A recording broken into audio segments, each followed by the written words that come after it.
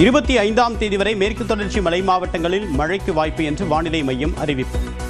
தென் தமிழக கடலோர பகுதிகளில் 23ஆம் தேதி வரை லேசான மழை பெய்யும் என்றும் தகவல்.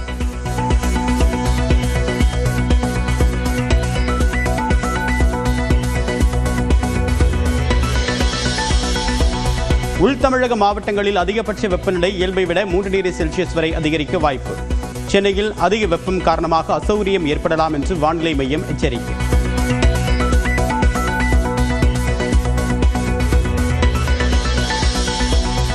குதிரை வண்டி, மாட்டு வண்டி ஒட்டி தீவிர வாக்கு சேகரிப்பில் ஈடுபட்ட அதிமுக வேட்பாளர்கள். திமுக வேட்பாளர் மீன் விற்றும், தாவேகா வேட்பாளர் கிரிக்கெட் விளையாடியும் ஆதரவு கோரினர்.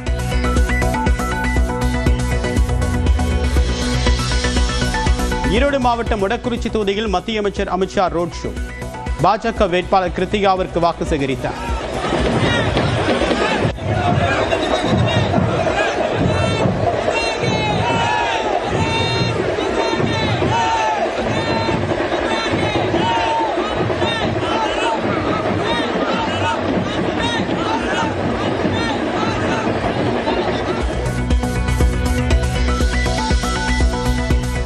தமிழ்நாட்டில் குடும்ப அரசியலால் ஜனநாயகம் சீரழிந்துள்ளதாக மத்திய அமைச்சர் அமித்ஷா விமர்சனம்.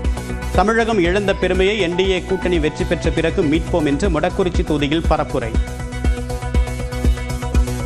एआईएडीएमके बीजेपी सरकार होने के साथ ही तमिलनाडु में डीएमके का भ्रष्टाचार का शासन समाप्त हो जाएगा.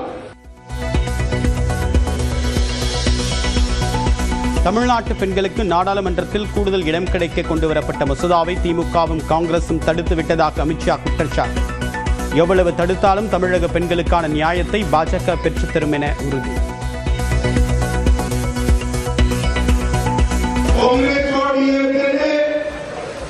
तमिलनाडु और देश भर की बहनों को, माताओं को विधानसभा और लोकसभा ने से वंचित तो किया ही है.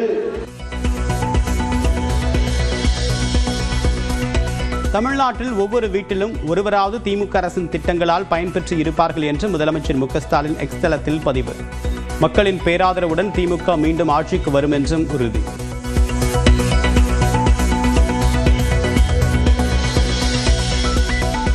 சென்னையில் மெட்ரோ பணிகள் 2028ஆம் ஆண்டுக்குள் முடிக்கப்படும் என்று திமுக தேர்தல் வாக்குறுதி. மெட்ரோ மற்றும் பேருந்து நிலையங்கள், ரயில் நிலையங்களை இணைக்கக்கூடிய வகையில் 1000 புதிய மினி பேருந்துகள் இயக்கப்படும் என்று முதலமைச்சர் மு க ஸ்டாலின் வெளியிட்ட சென்னைக்கான தேர்தல் அறிக்கையில் தகவல்.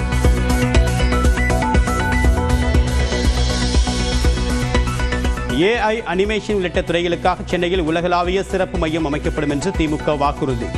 குளோபல் டேலண்ட் கேட்வே திட்டத்தின் கீழ் உலகத்தர உட்கட்டமைப்பு உருவாக்கப்படும் என உறுதி.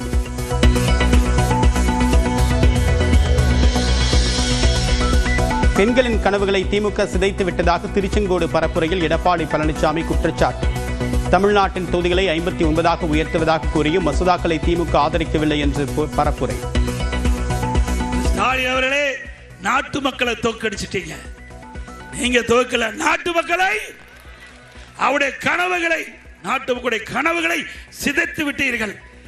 இன்றைக்கு நம்முடைய பெண்களுடைய கனவை சிதைத்து விட்டீர்கள்.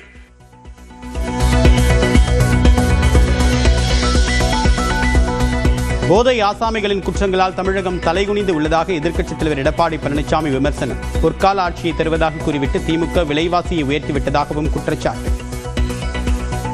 போதை ஆசாமிகள் செய்கின்ற தவறு தமிழ்நாடு தலைகுனிந்து போய்விட்டது.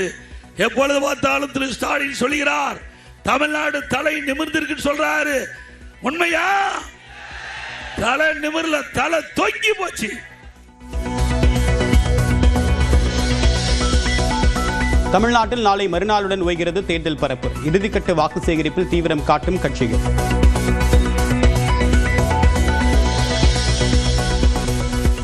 தமிழ்நாடு உளவுத்துறையின் ஐஜியாக அவினாஷ்குமார் நியமனம். தமிழ்நாட்டில் தேர்தல் நடத்தை விதிகள் அமலில் இருக்கக்கூடிய நிலையில் புதிய ஐஜியை நியமித்த தேர்தல் ஆணையம்.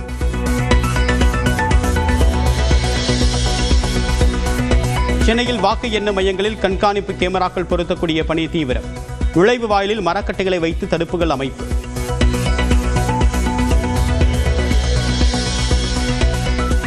திருநெல்வேலியில் தபால் வாக்கினை பதிவு செய்த காவலர்கள் சட்டமன்ற தேர்தல் பணியில் ஈடுபடுபவர்களுக்காக ஏற்பாடு.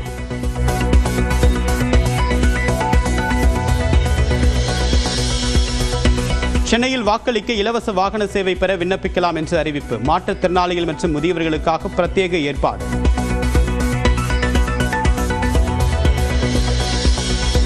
மேற்கு வங்கத்தில் வரக்கூடிய 23ஆம் தேதி நடைபெறவுள்ள முதற்கட்ட தேர்தல். வாக்களிக்க திருப்பூரிலிருந்து சொந்த ஊருக்கு ரயிலில் புறப்பட்டு செல்லும் தொழிலாளர்கள். தென்காசி மாவட்டம் புளியங்குடியில் மத்திய அமைச்சர் ராஜ்நாத் சிங் ரோட் ஷோ. வாசுதேவநல்லூர் பாஜக வேட்பாளரை ஆதரித்து வாக்கு சேகரிப்பு. பாதுகாப்புத்துறை அமைச்சர் மாண்புமிகு ராஜ்நாத் சிங் அவர்கள் வெற்றி வேட்பாளர் ஆனந்தம் ஐயாச்சாமி அவர்களை ஆதரித்து தாமரை சிறப்புக்கு வாக்கு கேட்டு வந்து கொண்டிருக்கிறார். 11 ஆண்டுகளில் தமிழ்நாட்டுக்கு 11 லட்சம் ரூபாய் கொடியை மத்திய அரசு வழங்கியுள்ளதாக மத்திய அமைச்சர் ராஜ்நாத் சிங் தகவல். டிஎம்கேவுக்கு புதிய விளக்கம் கொடுத்து புளியங்குடியில் பரப்புரை.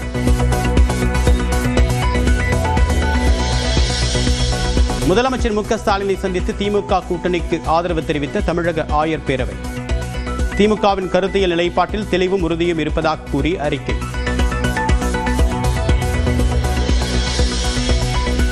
திருச்சி கிழக்கு தொகுதியில் தாவேக தலைவர் விஜய் இன்று பரப்புரை. விமான நிலையம் அருகே வயர்லெஸ் சாலை, கே நகர், கொட்டப்பட்டு உள்ளிட்ட இடங்களில் திறந்தவெளி வாகனத்தில் பிரச்சாரம்.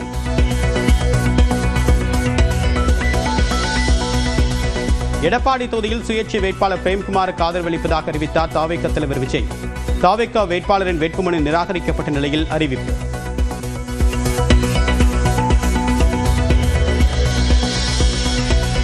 விஜயின் ஆதரவாளர்கள் அதிமுக கூட்டணியை ஆதரிக்க வேண்டும் என்று பாமக தலைவர் அன்புமணி வேண்டுகோள்.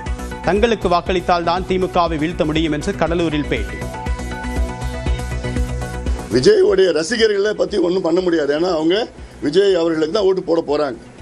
நான் விஜயோடைய ஆதரவாளர்கள் சொல்கிறேன், உங்கள் நோக்கம் நிறைவேறணும்னா உங்கள் வாக்குகளை அதிமுக கூட்டணிக்கு போடுங்கள். அதன் மூலமாக உறுதியாக திமுக ஆட்சி அகற்றப்படும். உங்களுடைய நோக்கம் வெற்றி பெறும்.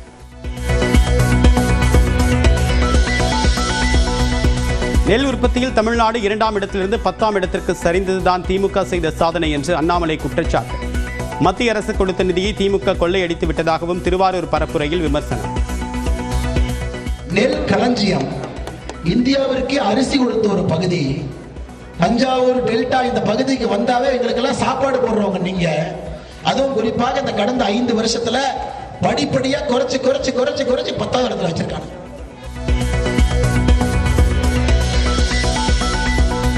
அரசியலில் விஜய் ஏற்படுத்தி உள்ள தாக்கம் வாக்குகளாக மாறுமா என்பது சந்தேகம். காரைக்குடியில் காங்கிரஸ் எம்பி கார்த்திக் சிதம்பரம் பேட்டி. புதுசா ஒரு நடிகர் வந்திருக்கார், அவர் ஒரு தாக்கத்தை ஏற்படுத்தியிருக்கிறார் என்று முழுமையாக ஏற்றுக்கொள்கிறேன். அந்த தாக்கமே வாக்குகளாக மாறி, வாக்குகளே சீட்டுகளாக மாறி, சீட்டுகளே வேற ஏதாவது வெற்றியை தருமா என்பது என்னை பொறுத்தவரைக்கும் ஒரு கேள்விக்குறி தான்.